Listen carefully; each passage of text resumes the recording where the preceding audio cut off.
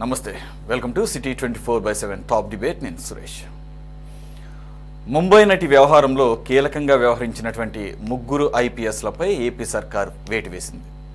మాజీ intelligence chief PSR Anjaneyulu, Kanthi Rana తాత, విశాల్ గున్నేలపై ప్రభుత్వం సస్పెండ్ చేస్తూ ఉత్తర్వులు జారీ చేసింది. ఈ ముగ్గురు అధికారులు నటి జత్వాని అక్రమ అరెస్ట్ కేసు వ్యవహారంలో ఉన్నట్లుగా ప్రాథమికంగా తేల్చడంతో ప్రభుత్వం ఈ నిర్ణయం తీసుకుంది.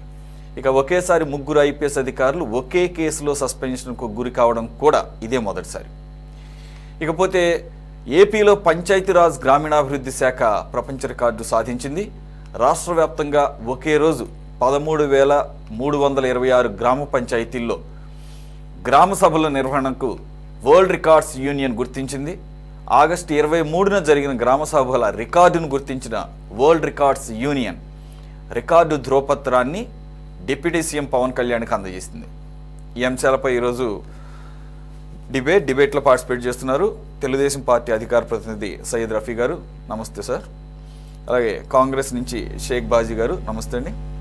అలాగే జనసేన పార్టీ రాష్ట్ర ప్రధాన కార్యదర్శి తాతంశెట్టి నాగేంద్ర గారు. నమస్తే. సీనియర్ జర్నలిస్ట్, ప్రముఖ విశ్లేషకులు ఉప్పాల లక్ష్మణ్ గారు. రఫీ గారు, మనం చాలాసార్లు ఈ డాక్టర్ కాదంబరి జత్వాని, అలాగే ముంబై నటి, అఫ్కోర్స్ ఆవిడ సెవరల్ లాంగ్వేజెస్లో నటించారు, ఆవిడ కేసుకు సంబంధించి పలు దశల్లో మనం డిబేట్స్ ఇంతకుముందు కూడా చేశాము, మనం మాట్లాడుకున్నాం. అయితే యాక్షన్స్ ఎప్పుడు స్టార్ట్ అయినాయి? ఏదైతే ఆవిడ మీద కుక్కల విద్యాసాగర్ అన్న వ్యక్తి ఒక ఫోర్జరీ డాక్యుమెంట్స్తో ఫ్యాబ్రికేటెడ్ కేసు ఫైల్ చేశారు అని ఒక ప్రాథమికంగా నిర్ధారణకు వచ్చిన తర్వాత ఆవిడ ప్రత్యక్షంగా వచ్చి నా మీద ఈ రకంగా కేసు పెట్టిన నేపథ్యంలో అప్పట్లో ఉన్నటువంటి సీనియర్ పోలీస్ అధికారులతో సహా ప్రతి దశలోనూ నా హక్కులకు భంగం కలిగిస్తూ నేను చేయని దానికి నన్ను అక్రమంగా అరెస్ట్ చేసి నానా చిత్రహింసలకు గురి చేశారు. నన్నే కాదు, ఆవిడ తండ్రిని, 72 ఏళ్ల తండ్రిని, 68 సంవత్సరాల తల్లిని, who are well positioned in society. గతంలో ఆవిడ ఆర్బీఐ మేనేజర్గా పనిచేసి రిటైర్ అయ్యారు. వాళ్ళ ఫాదర్ వచ్చేసి మర్చెంట్ నేవీలో ఆఫీసర్ గ్రేడ్లో రిటైర్ అయ్యారు. తీసుకురావడమే కాదు, వారికి ఏం సంబంధం లేకపోయినా కానీ ఈవిడ చేసిన తప్పుకి వాళ్ళిద్దరిని కూడా అరెస్ట్ చేసి తీసుకురావడమే కాదు, 45 రోజుల పాటు ఇక్కడ విజయవాడ జైల్లో బంధించినట్లుగా, జైల్లో ఉన్నప్పుడు కూడా రకరకాల చిత్రహింసలకు గురి చేసినట్లుగా. దీని అంతటికీ కారణం గతంలో తను ముంబైలో ఒక పారిశ్రామికవేత్త మీద పెట్టినటువంటి అత్యాచార కేసుకు సంబంధించి అతను ప్రముఖమైన వ్యక్తి కాబట్టి దాన్ని విత్డ్రా చేసుకోవాలి అని చెప్పేసి డిమాండ్ చేస్తూ తను ఒప్పుకోలేదు కాబట్టి ఈ మ్యాలిఫైడ్ కేసుని బనాయించారు అని చెప్పి తను గవర్నమెంట్ చేంజ్ అయిన తర్వాత, అంటే గత ప్రభుత్వ హయాంలో జరిగింది ఇదంతా, ఫిబ్రవరిలో ఈవిడ ఎప్పుడైతే అక్కడి నుంచి ఇక్కడ తీసుకొచ్చేసారో ఈ లోపల అక్కడ ఈవిడ ప్రొడ్యూస్ చేయాల్సినటువంటి, ముంబైలో ప్రొడ్యూస్ చేయాల్సినటువంటి, కోర్టులో ప్రొడ్యూస్ చేయాల్సినటువంటి ఎవిడెన్సులు ఆవిడ అక్కడ లేకపోవటం మూలంగా, ప్రొడ్యూస్ చేయకపోవటం మూలంగా ఆ సోకాల్డ్ పారిశ్రామికవేత్త మీద కేసు కొట్టివేయబడింది. That it was the whole intention of the total operation.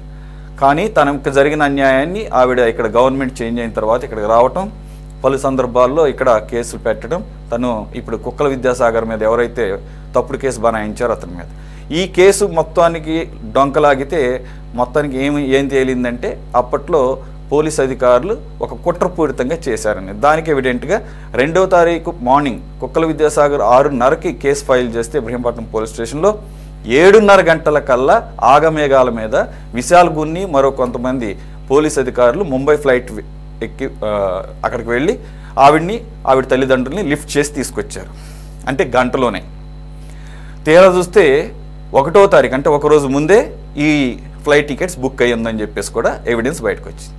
ఇకపోతే ఈ సస్పెన్షన్, లేటెస్ట్గా జరిగిన ఈ 3 సస్పెన్షన్లకి ఆధారం 31వ తారీఖే, జనవరి 31వ తారీఖే పిఎస్ఆర్ ఆంజనేయులు గారి ఇన్స్ట్రక్షన్స్ ప్రకారంగా ది సోకాల్డ్ ఈరోజు సస్పెండ్ అయినటువంటి ఆయనతో పాటుగా అప్పటి సిపి కాంతిరాణా తాత అండ్ డీసీపీ విశాల్ గున్ని వీళ్ళిద్దరూ కూడా సీఎంఓ ఆఫీసుకు పిలువబడి ఆయన ఇచ్చిన ఓరల్ ఇన్స్ట్రక్షన్స్ ఆధారంగా ఇదంతా జరిగింది. కాబట్టి ఇదంతా యాక్షన్ ముందే స్టార్ట్ చేసేసారు, ఆవిడ మీద కేసు ఫైల్ అవ్వక ముందే అనే ఒక ఆధారాన్ని చూపించి ఈరోజు ఐపీఎస్ స్థాయి అధికారులు, సీనియర్ మోస్ట్ అధికారులు ముగ్గురిని కూడా ఏపీ గవర్నమెంట్ సస్పెండ్ చేసింది, which is a very very rare. అది అబ్జర్వ్ చేసింది అనమాట. సార్, మరి దీని తర్వాత ఇది సస్పెన్షన్ వరకేనా? వీరి మీద ఛార్జ్ షీట్ నమోదు చేసిన తర్వాత ఏ స్థాయి వరకు వెళ్ళే అవకాశం ఉంది? వీరంతా కూడా చాలా సీనియర్ ఐపీఎస్ అధికారులు.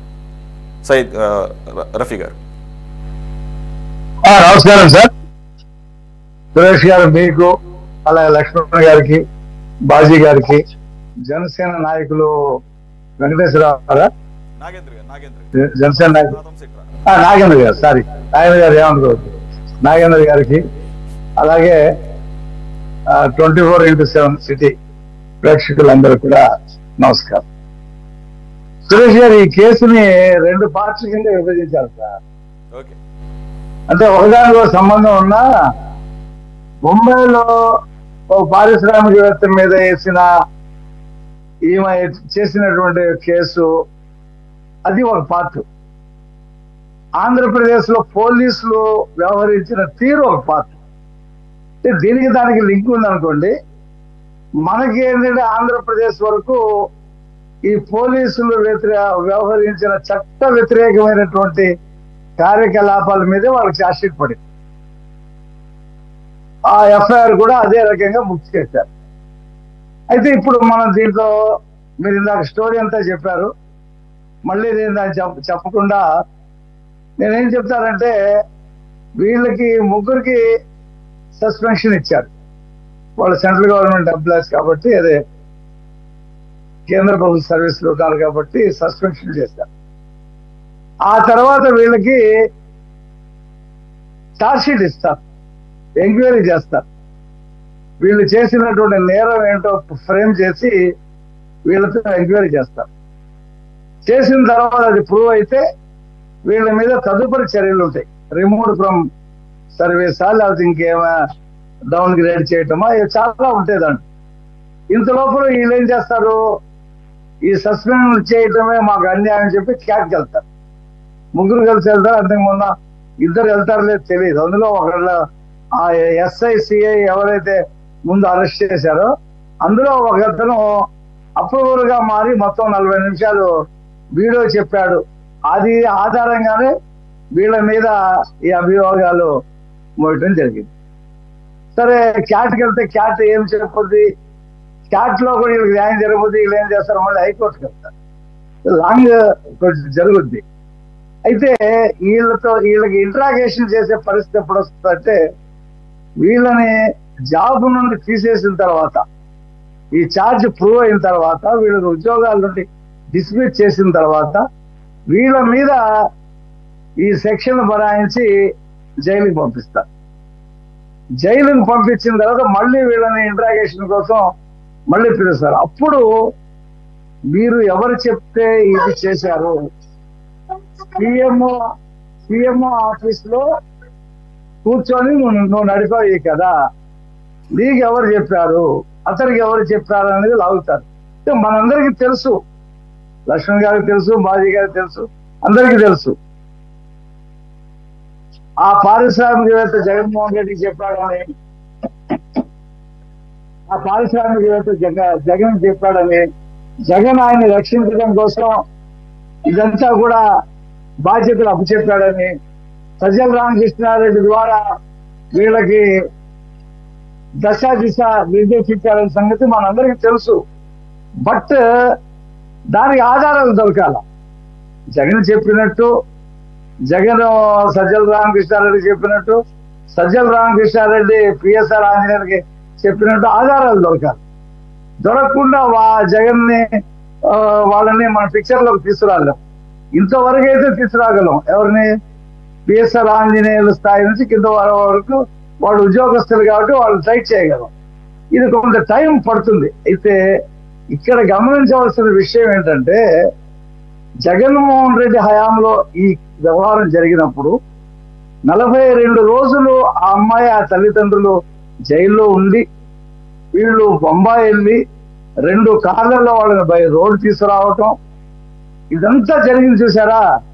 కానీ చీమ చిటుక్కు అంటే మీడియాలో అన్ని విషయాలు వస్తూ ఉంటాయి. ఎక్కడా మీడియాలో రాకుండా ఆ 45 రోజులు పక్కడబందీగా చేశారు చూసారా, దానికి మనం ఆశ్చర్యపోవాల్సినటువంటి పరిస్థితి. ఎక్కడ జైలుకి తీసుకెళ్ళినా ఒక ఫోటో పేపర్ వేయలేదు, ఇంట్రాగేషన్ లో వేయలేదు, కోర్టుకు తీసుకొచ్చి ప్రొడ్యూస్ చేసి బెయిలింగ్ తెచ్చినప్పుడు కూడా ఎవరి అమ్మాయి వీళ్ళెవరు ఏంటని కూడా ఎక్కడ కూడా రాకుండా ఈ పోలీస్ ఆఫీసర్లు మెయింటైన్ చేసిన సీక్రెట్ చూసారా, హ్యాట్స్ ఆఫ్. ఎప్పుడు తెలిసింది ఇది మనకి? ప్రభుత్వం మారిన తర్వాత వాళ్ళు బొంబాయిలో రియలైజ్ అయ్యి వీళ్ళకి ఇక్కడ బెయిల్ ఇప్పించినటువంటి లాయర్లు ఉన్నారు, ఒకళ్ళిద్దరు లాయరు. అప్పుడు జనవరిలో వాళ్ళతో వీళ్ళు మాట్లాడుకున్న తర్వాత వాళ్ళు ఈమెకి చెప్పారు, ఇప్పుడు పర్వాలేదు, జగన్ గవర్నమెంట్ లేదు, మీరు వచ్చి మళ్ళీ మీరు అప్రోచ్ అయితే మీకు న్యాయం జరుగుతుందని వీళ్ళు వాళ్ళకి చెప్పిన తర్వాత వాళ్ళు అక్కడ నుండి ఒక్కొక్కటి స్టోరీ లీకేజ్ ఇచ్చారు. అప్పుడు మీరు నేను సగం తెలిసి సగం తెలియక డిబేట్లు పెట్టుకున్నాం, మాట్లాడుకున్నాం, పత్రికల్లో వచ్చేది. కానీ ఇప్పుడు మొత్తం వ్యవహారం బయటకు వచ్చింది. ఇప్పుడు ఈ పిఎస్ఆర్ ఆంజనేయులు అనేవాడు రఘురామకృష్ణరాజు కేసులో కూడా అతనే ప్రధానమైన ముద్దాయి. ఆ తర్వాత సునీల్ కుమార్, ఆ విజయరావు అని ఉన్నాడు, ఎర్చినల్ ఎస్పీ పారిపోయాడు, ఎక్కడ ఉన్నాడో తెలియదు.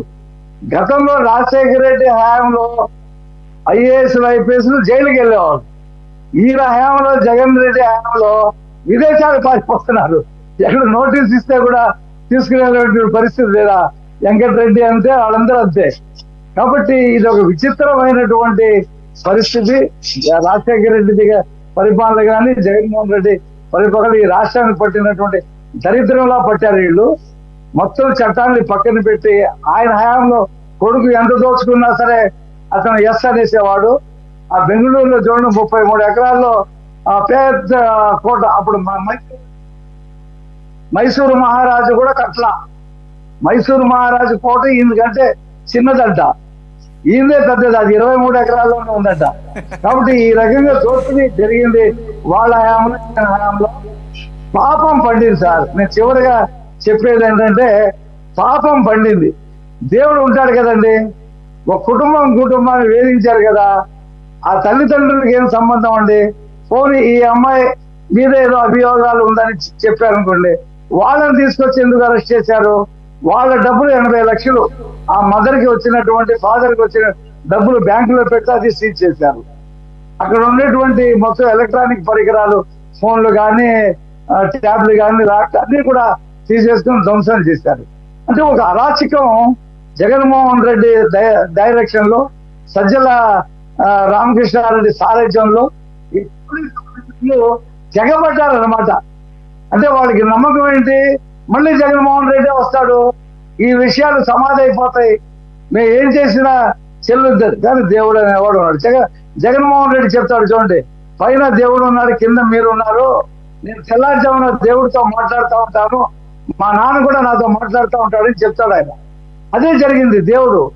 దేవుడే వాళ్ళకి ఈ అవకాశం ఇచ్చాడు. కాకపోతే మనకేం తెలుస్తుంది ఇలాంటి ఎన్ని అక్రమాలు జరిగినాయో.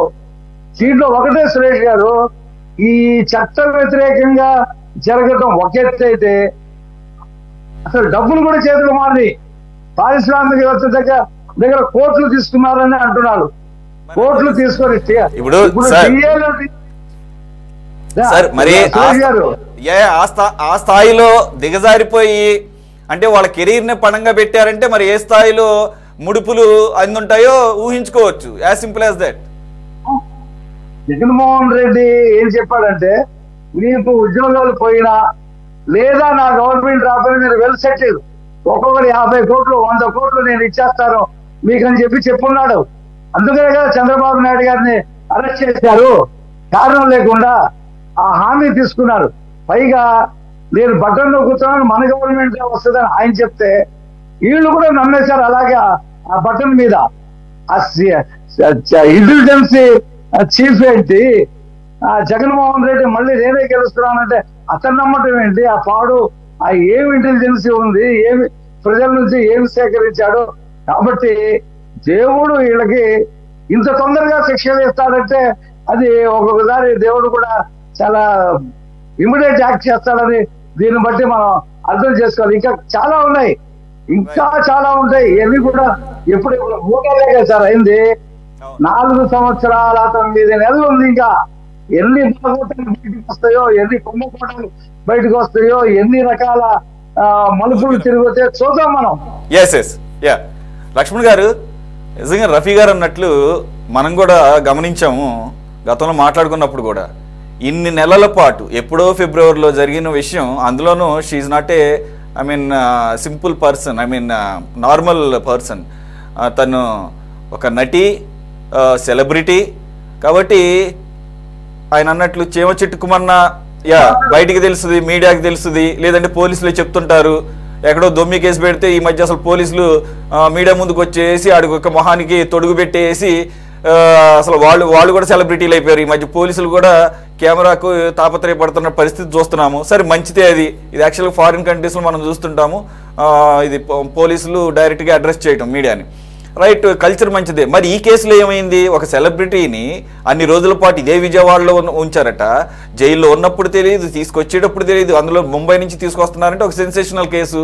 చక్కగా గర్వంగా చెప్పుకోవచ్చు. నిజంగా పోలీసులు చెప్పలేదు. ఎప్పుడు తెలిసింది? 6 నెలల తర్వాత, గవర్నమెంట్ చేంజ్ అయిన తర్వాత తెలుస్తుంటే అప్పుడు అన్ని జరిగినాయా అని ఇప్పుడు మనందరం ఆశ్చర్యపోయి మీడియా దాని మీద దృష్టి పెట్టి ఇప్పుడు డిబేట్స్లో మనం డిస్కస్ చేస్తున్నాం. సార్, అదొకటే ఎత్తు అయితే ఐపీఎస్లకి ఏంటి సార్ ఈ దౌర్భాగ్యం? ఒక్కొక్కళ్ళు పరారీలు ఉండాల్సిన కర్మ ఏంటండి వీళ్ళకి? ఆయన అన్నట్టు వెంకటరెడ్డి కావచ్చు, లేకపోతే వీళ్ళంతా కూడా వీళ్ళు చదువుకుంది ఆ స్థాయిలో, వీళ్ళకి ఇచ్చిందేమో పోస్టింగ్, డైరెక్ట్గా పోస్టింగ్ ఇచ్చేది హర్ మెజెస్టీ ప్రెసిడెంట్ గారు. ప్రెసిడెంట్ చేత అపాయింట్ చేయబడ్డటువంటి పోస్టులు ఇవి, గౌరవప్రదమైన పోస్టులు. అసలు సర్వీస్ కోసమే ఇటువంటి పోస్టులు ఎన్నుకుంటుంటారు. ఇదేం సర్వీస్ సార్ ఇది? అసలు ఇది ఖచ్చితంగా ఒక మెసేజ్ కూడా వెళ్ళాలేమో. మరి దీనికి సంబంధించి మిగిలిన ఐఏఎస్లు, ఐపీఎస్లు ఎలా స్పందిస్తారో కూడా చూడాల్సిన అవసరం ఉందంటారా లక్ష్మణ్ గారు?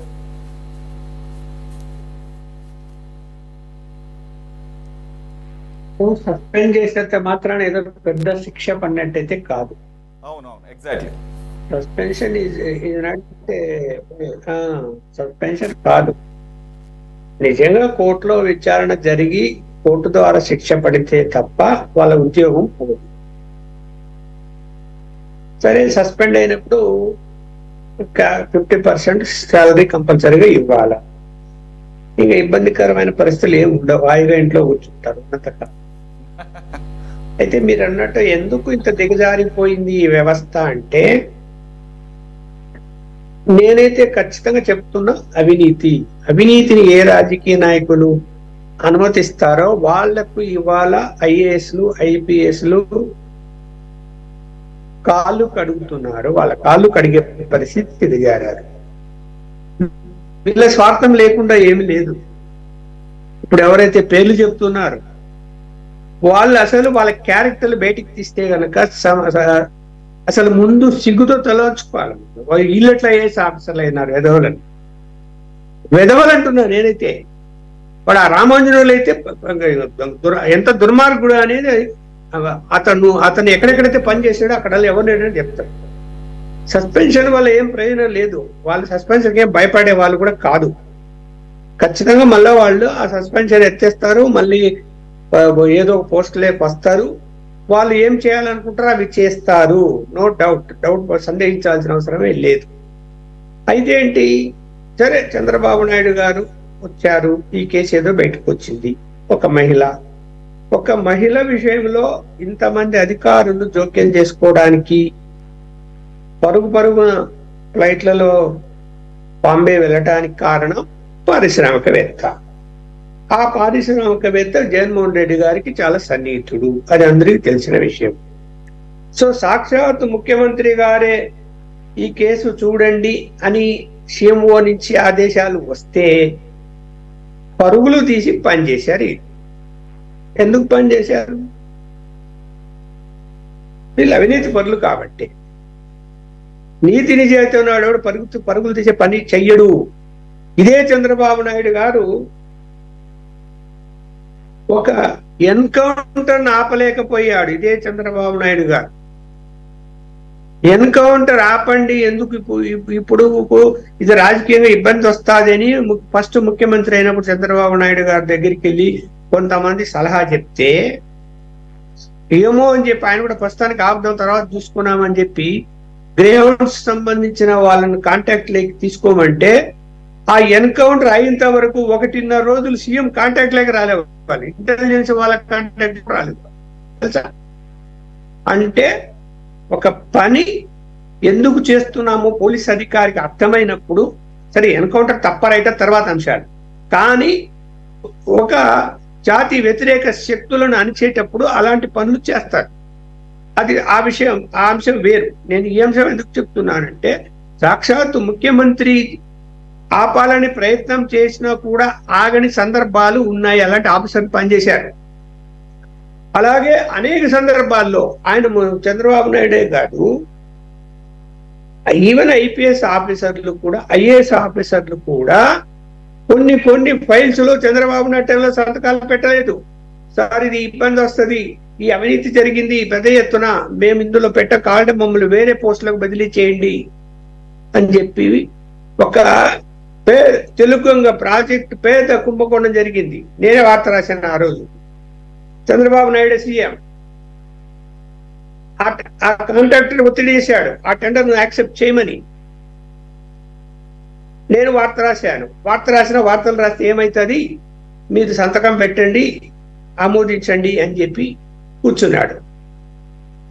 వార్త వచ్చిన తర్వాత చంద్రబాబు నాయుడు గారు నన్ను పిలిపించుకొని అన్ని విషయాలు వివరంగా తెలుసుకొని వెంటనే ఆ ఫైల్ తెప్పించి టెండర్ క్యాన్సిల్ చేసి మళ్ళీ టెండర్ పిలిస్తే, అప్పట్లో 20 సంవత్సరాల కిందట 20 కోట్లు సేవ్ అయింది ప్రభుత్వానికి.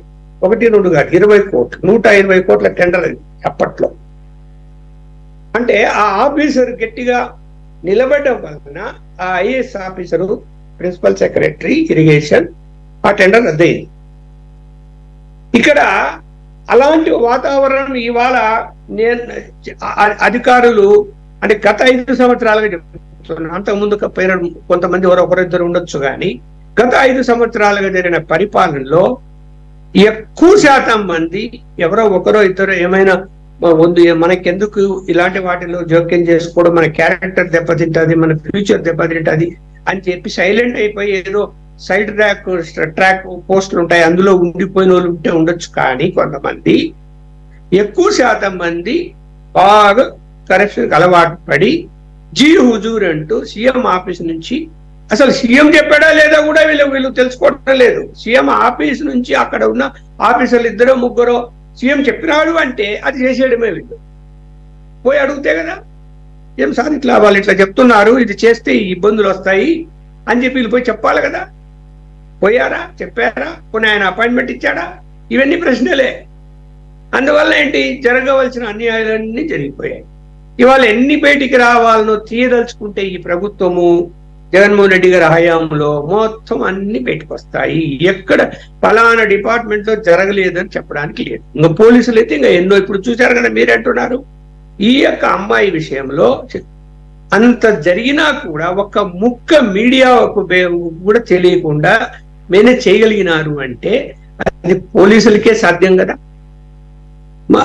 మరి అది ఎందుకు, పెద్ద స్థాయి ఆఫీసర్లు ఇన్వాల్వ్ అయ్యారు కాబట్టి బయటికి రాలే. కింది స్థాయి వాళ్ళు డీల్ చేయలేని, కింది స్థాయి వాళ్ళు డీల్ చేస్తే కానిస్టేబుల్ వాళ్ళు చెప్పేస్తారు. ఇప్పుడు ఒక పెద్ద పోలీస్ స్టేషన్ లో ఒకరిని ఎన్కౌంటర్ అంటే కొట్టి చంపారు పోలీసులు. చంపితే ఆ విషయం వారం రోజులు బయటికి రాలి. అది చూసిన కానిస్టేబుల్ నాకు చెప్పాడు, సార్ వీళ్ళు చంపారు ఒకని లోపల సెల్లు వేసి, సెల్లులో కొట్టారు, వాడు చచ్చాడు. దాని మీద ఇన్వెస్టిగేషన్ చేసి నేను వార్త రాస్తే మొత్తం డిపార్ట్మెంట్ లో 6-7 సస్పెండ్ అయిపోయారు. అంటే ఆ కానిస్టేబుల్ నుంచి ఆ విషయం బయటకు వచ్చింది. ఇక్కడ కానిస్టేబుల్ కూడా ఇన్వాల్వ్ కాలేదు. ఎందుకు ఉదాహరణ చెప్తున్నానంటే, కానిస్టేబుల్ సిఐలు కూడా లెవెల్ ఇన్వాల్వ్ కాలేదు, పై లెవెల్ ఇన్వాల్వ్ అయ్యారు. పై లెవెల్ ఇన్వాల్వ్ అయ్యి ఆమెను గెస్ట్ హౌస్ లో పెట్టి పాడేసి ఆమెను వేధించి రకరకాలుగా మానసికంగా శారీరకంగా ఇబ్బంది పెట్టి మొత్తం డీలింగ్ అంతా పై ఆఫీసర్లే చేశారు కాబట్టి బయటికి రాలేదు అని నేను అనుకుంటున్నాను. కింది స్థాయిలో అయితే ఎక్కడో చోట లీక్ అయ్యి బయటకు వచ్చేది, ఎవరో ఒకడు ఇప్పుడు పై ఆఫీసర్లు చేసే దుర్మార్గాల్ని కింది స్థాయి వాళ్ళు కానిస్టేబుల్ సిఐ ఎస్ఐల లెవెల్లో తట్టుకోలేరు, వాళ్ళు బయటకు చెప్పేస్తారు. అంత బాధ ఉంటుంది వాళ్ళు ఆ డ్యూటీలో పనిచేసేటువంటి వాళ్ళు. నిజంగా వాళ్ళని అప్రిషియేట్ చేయాలి. ఎవరో ఉండొచ్చు, ఎవరో ఒకరు. ఇప్పుడు పై ఆఫీసర్ నెలకు టార్గెట్ పెట్టి నాకు నెలకే ఇంత తెచ్చిరా అంటే ట్రాఫిక్ కానిస్టేబుల్ ఎస్ఐ ఏం చేస్తాడు? వాడు వసూలు చేయక చేస్తాడు. కానీ వాడు అది కూడా చెప్తాడు, నాకు ఈ ఒత్తిడి ఉంది, దాని వల్ల నేను ఇలా చేశానంటాడు. అందువల్ల ఇక్కడ అంత రహస్యంగా మెయింటైన్ చేసి ఆ కేసును ఇప్పుడు ఛేదించి వీళ్ళు సస్పెండ్ అయ్యారు అంటే సస్పెన్షన్ తో సరిపోదు, మళ్ళీ వాళ్ళు కోర్టుకు పోతారు, లేదా కొద్ది రోజులు అయిన తర్వాత మళ్ళీ సస్పెన్షన్ ఎత్తేస్తారు. ఏదో ఎంక్వైరీ అంటారు, అదంట డిపార్ట్మెంట్ ఎంక్వైరీ చేయాలి. సస్పెండ్ నెక్స్ట్ స్టెప్ ఏంటంటే డిపార్ట్మెంట్ ఎంక్వైరీ చేయాలి. డిపార్ట్మెంట్ ఎంక్వైరీ అయితే మళ్ళీ వాళ్ళ ఐపీఎస్ ఆఫీసర్ వస్తాడు, వాళ్ళు వాళ్ళ ఇన్ఫ్లుయెన్స్ ఉపయోగిస్తారు. చంద్రబాబు నాయుడు గారి మీద ఇన్ఫ్లుయెన్స్ ఉపయోగించారని గ్యారెంటీ ఏమిటి? వీళ్ళు తక్కువైన వాళ్ళ ఒక ఇన్ఫ్లుయెన్స్ ఉపయోగిస్తే జగన్మోహన్ రెడ్డి గారి పీరియడ్ లో జగన్మోహన్ రెడ్డి భజన చేసినటువంటి ఐఏఎస్ ఆఫీసర్ తీసుకొచ్చి పేషీలు అట్లా పెట్టారు. ఇప్పుడు తెలుగుదేశం ఆఫీసులో తెలుగుదేశం కార్యకర్తలే చంద్రబాబు నాయుడు అడిగారు కదా, ఏమండి ఇలా ఎలా పెట్టుకున్నారు అతన్ని అంటే, కొన్ని ఇబ్బందులు ఉన్నాయి మీకు తెలియదులే అని చెప్పేసి వెళ్ళిపోయాడా లేదైనా సమాధానం చెప్పకుండా సరిగా. ఇక ఎంతకైనా ఇన్ఫ్లుయెన్స్ చేయగల సామర్థ్యం కూడా కొంతమంది ఐఏఎస్ ఐపీఎస్లకు ఉన్నది. ఇప్పుడు ఆమె విషయంలో ఇంత శ్రద్ధ తీసుకొని చేశారు. ఇందాక మన మిత్రుడు తెలుగుదేశం మిత్రుడు రఘురామరాజు పేరు కూడా ఎత్తాడు కాబట్టి రఘురామరాజును అంతగా చిత్రహింసలు పెట్టిన వాళ్ళ మీద అందులో ఐపీఎస్ ఆఫీసర్గా ఉన్నాడు. ఊరికి సైడ్ ట్రాక్ చేసి ఎక్కడో పోస్టింగ్ ఇచ్చారు, అతని మీద ఏం చర్యలు తీసుకున్నారని చెప్పండి. కొట్టారు ఒక ఎంపీని. తర్వాత నా వీడియోలో ఎవరికో చూపించారన్నాడు, వాళ్ళ హాస్పిటల్ అడ్మిట్ అయ్యాడు, అక్కడ దెబ్బలు ఉన్నాయి అని చెప్పి సర్టిఫికేట్ ఇచ్చినట్టు కూడా గుర్తుంది నాకు. అన్ని జరిగితే వాళ్ళు ఏం చేశారు మరి? ఆ కేసు ఏమైంది? దానికి సంబంధించిన బాధ్యులు వాళ్ళందరూ ఏమయ్యారు? వాళ్ళు కూడా వచ్చారు కదా, ఆయన తీసుకెళ్ళడానికి వచ్చారు, పెద్ద పెద్ద వాళ్ళే ఇన్వాల్వ్ అయ్యారు, టార్గెట్ చేశారు, అని చేశారు కదా. అందువల్ల ఏంటంటే ఇక్కడ తెలుగుదేశం కార్యకర్తలను వేధించి ఇబ్బందులు పెట్టి తన్ని లోపలేసి వాళ్ళతో దౌర్జన్యంగా ఆస్తులు రాపించి, పోలీసులు రాపించారు కొన్ని చోట్ల దౌర్జన్యంగా ఆస్తులను వైఎస్ఆర్సీపీ వాళ్ళకి. మరి ఇవన్నీ కూడా బయటికి తీసి ఎప్పుడు చేయగలుగుతారంటే ఇక్కడ పరిపాలన చేసేటువంటి నాయకుడు కఠినంగా ఉంటేనే. ఉంటాడా లేదా మనం ఓకే లక్ష్మణ్ గారు, ఇప్పటి వరకు అయితే అలాగే కనపడుతుంది. నాగేంద్ర గారు, యాక్చువల్గా ఏమనుకున్నారంటే చంద్రబాబు నాయుడు గారు ఇంత డ్రాస్టిక్ డెసిషన్కి వెళ్ళకపోవచ్చు, తీసుకోకపోవచ్చు, ఇది మామూలు విషయం అవ్వదు, దేశం మొత్తాన్ని కుదిపేసే విషయం, ఖచ్చితంగా కుదిపేసే విషయమే. ఈ స్థాయి ఐపీఎస్ అధికారులు ఒకటే కేసులో ముగ్గురు సీనియర్ ఐపీఎస్ అధికారులు, ఒకళ్ళైతే డీజీపీ అవ్వాల్సినటువంటి పొజిషన్లో ఉన్న 92 బ్యాచ్కి చెందినటువంటి అప్పటి మాజీ ఇంటెలిజెన్స్ చీఫ్ పిఎస్ఆర్ ఆంజనేయులు అవ్వచ్చు, 2002 బ్యాచ్ అయినటువంటి కాంతిరాడ టాటా అవ్వచ్చు, 2010 very young fella Vishal Gunni కావచ్చు, వీళ్ళందరికీ బ్రైట్ ఫ్యూచర్ ఉంది. ఇటువంటి ఐపీఎస్ అధికారులు ముగ్గురిని కూడా ఆల్ ఇండియా సర్వీసెస్ సంబంధించిన ఒకే కేసులో సస్పెన్షన్ అనేది maybe rarest of the rare అయి ఉండొచ్చు. సో ఖచ్చితంగా ఆశ్చర్యంగా ఉంది. లక్ష్మణ్ గారు అన్నట్లు కొన్ని డౌట్స్ అయితే వచ్చినాయి. మేబీ కింది స్థాయి అధికారుల వరకు సస్పెండ్ చేసేసి తూతూ మంత్రంగా వదిలేస్తారేమో, చంద్రబాబు నాయుడు గారు ఆ స్థాయి నిర్ణయాలు తీసుకుంటాడని. నో, ఇప్పుడైతే గనక ఈ రోజు వరకు of course suspension is very simple thing as Laxman గారు quoted, but the thing is the procedure is very straightforward. ప్రొసీజర్లో అంతకన్నా చేసే అవకాశం ప్రస్తుతం గవర్నమెంట్కి లేదని నేను అనుకుంటున్నాను, నాకున్న నాలెడ్జ్ ప్రకారం. Because they are all India services rank ఉన్నటువంటి వాళ్ళు ఒక ప్రొసీజర్లో వెళ్ళాలి. డిస్మిస్ చేయడం అంటే అక్కడ వాళ్ళు ఓకే చేసిన తర్వాతే నెక్స్ట్ డిస్మిస్ అనే కార్యక్రమం వస్తుంది. ఆ తర్వాతే రఫీ గారు కోట్ చేసినట్టు ఛార్జ్ షీట్ ఫైల్ చేయడం కానీ, లేకపోతే వాళ్ళని కస్టడీలోకి తీసుకుని ఇంటరాగేషన్. So long process. ఇక ఇదంతా సరే, వీళ్ళకి ఎంత టైం పడుతుందంటే వాళ్ళని ఎప్పుడు ఎంక్వైరీ చేయాలి, వాళ్ళని సీఎంఓ పిలిచినోడు ఎవడు, సీఎంఓలో వీళ్ళకి మౌఖికంగా బై ఓరల్ ఇన్స్ట్రక్షన్స్ ఇచ్చినోడు ఎవడు, ఆ మౌఖికంగా ఇచ్చిన ఇన్స్ట్రక్షన్స్ అని పిఎస్ఆర్ ఆంజనేయులు అదే ఓరల్గా రిటర్న్గా లేకుండా సిపికి చెప్పడం ఏంటి సార్? ఇదంతా చాలా టైం టేకింగ్గా ఉంది. బట్ ఇప్పటివరకు అయితే కనుక కూటమి ప్రభుత్వం చాలా హానెస్ట్గానే వెళుతుంది, చాలా తీవ్ర నిర్ణయాలకు కూడా వెనుకాడదు అన్నట్టు కనపడుతుంది. నెక్స్ట్ కోర్స్ ఆఫ్ యాక్షన్ ఎలా ఉండే అవకాశం? నాగేంద్ర గారు. మహేష్ గారు, ముందుగా మీకు మీ ద్వారా 24/7 వీక్షకులకు, పెద్దలు లక్ష్మణ్ సార్ గారికి, రఫీ గారికి, బాజీ సార్ గారికి, అందరికీ కూడా గుడ్ ఈవినింగ్ సార్. సరే, మా వర్షన్లో ఇట్స్ ఆడిబుల్ సార్. సార్ నేను ఒక్క మాట చెప్పదలుచుకున్నాను. ఏంటంటే మన అంటే రూడ్గా ఒక సామెత ఉంటుంది మా సైడ్, ఉప్పు తిన్నోడు నీళ్లు తాగాలి, తప్పు చేసి శిక్ష అనుభవించాలి, లోపలికి వెళ్ళాలి. అంటే వీళ్ళు తప్పుగా చేసింది తప్పుల మీద తప్పులు చేశారు. నిజంగా అంటే ఒకవేళ ఆ రోజు చంద్రబాబు నాయుడు సార్ ఇలా చేసిన ఎన్ని విమర్శలు వచ్చినా బట్టి ఒక శుభ పరిణామంతో ఒక మంచి ఇష్యూలో అత్యంత త్వరగా ముందుకెళ్తా ఉన్నందుకు నేను ప్రభుత్వాన్ని, ముఖ్యమంత్రి గారు నిజంగా నేను అప్రిషియేట్ చేస్తాను.